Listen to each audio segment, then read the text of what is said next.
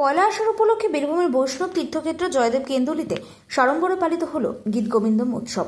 দ্বাদশ শতকের মহাকবি জয়দেব গোস্বামীর স্মৃতি বিজড়িত এই দিনে তার অমর কাব্য গীতগোবিন্দকে স্মরণ করে স্থানীয় মানুষের পাশাপাশি সাহিত্যপ্রেমীরা অংশ নেবে বিভিন্ন অনুষ্ঠানে।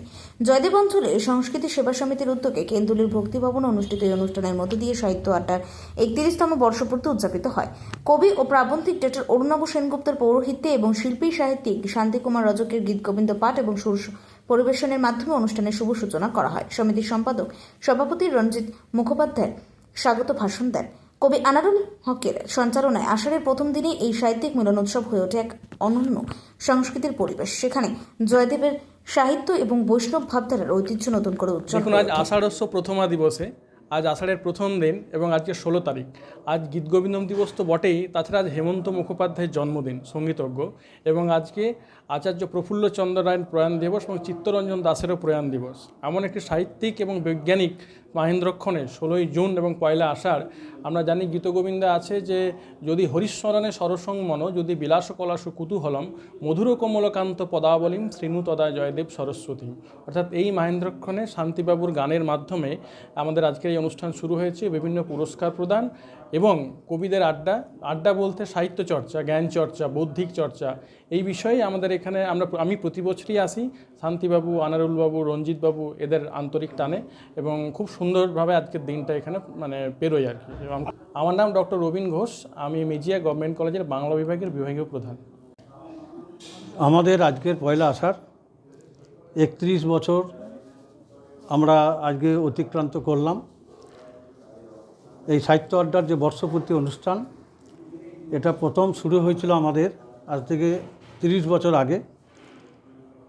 তখন আমাদের সাহিত্য আড্ডা প্রত্যেকের বাড়িতে বাড়িতে হতো প্রতি মাসে মাসে।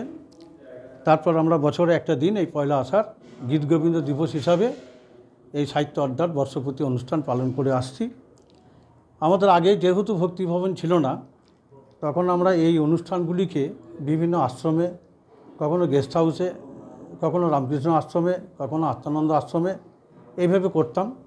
এবং সবথেকে বড় কথা, আমাদের এই সাহিত্য আড্ডার এই অনুষ্ঠানগুলিতে যে সমস্ত স্বনামধন্য ব্যক্তিরা এসেছেন, তাদের মধ্যে কবি অরুণ চক্রবর্তী আছেন, তাদের মধ্যে আছেন বিশ্বভারতীর বাংলা বিভাগের অধ্যাপক সোমেন্দ্রনাথ বন্দ্যোপাধ্যায় আছেন, আমাদের এর মধ্যে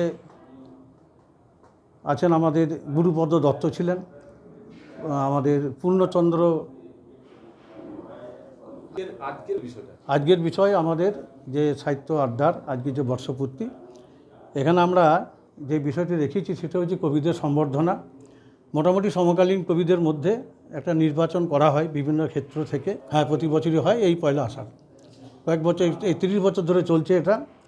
2 বা 4 জন কবিকে আমরা সম্বর্ধনা করি আজকের অনুষ্ঠানে।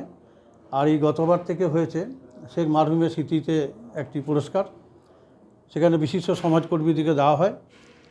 আরেকটি স্মৃতিতে পুরস্কার দেওয়া হয় সুভাষ কবিরাজ, তিনি পত্রিকার সম্পাদক ছিলেন দেউল পত্রিকার, তিনিও প্রয়াত হয়েছেন, তার স্মৃতিতে আমরা একটি পুরস্কার দিই। গতবার দিয়েছিলাম আমাদের রীনা কবিরাজকে, আলোর বেণু সম্পাদিকা। এবারে দিয়েছি আমরা চড়ৈবতীর যে সম্পাদক কুদ্দুস আলীকে দিলাম। আর এবারে যে সমাজ কর্মী হিসেবে যে পুরস্কারটি দিয়েছি সুবোধচন্দ্র রুজ, তার আগেবারে দিয়েছিলাম আমরা শৈলেন মিশ্রকে, তার আগেবারে অলোক মুখোপাধ্যায়কে দিয়েছিলাম পুরস্কার। আজকে মূল কর্মসূচি যে কবিদের সম্বর্ধনা এবং এই সমাজকর্মী হিসেবে বা পত্রিকার সম্পাদক হিসেবে তাদেরকে সম্বর্ধনা, আর তার সঙ্গে সঙ্গে বিভিন্ন কবিদের কবিতা পাঠ। পাঠ আমাদের শুরু এখনও হয়নি, এবারে শুরু হবে। সম্বর্ধনা পর্ব শেষ হলো। এখন প্রায় আজকে 100 জন কবি আমাদের আছেন। এটা শেষ করতে কত সময় লাগবে বুঝতে পারছি না। আমার নাম রঞ্জিত মুখোপাধ্যায়, এই সংস্কৃতি সেবা সমিতির আমি সাধারণ সম্পাদক।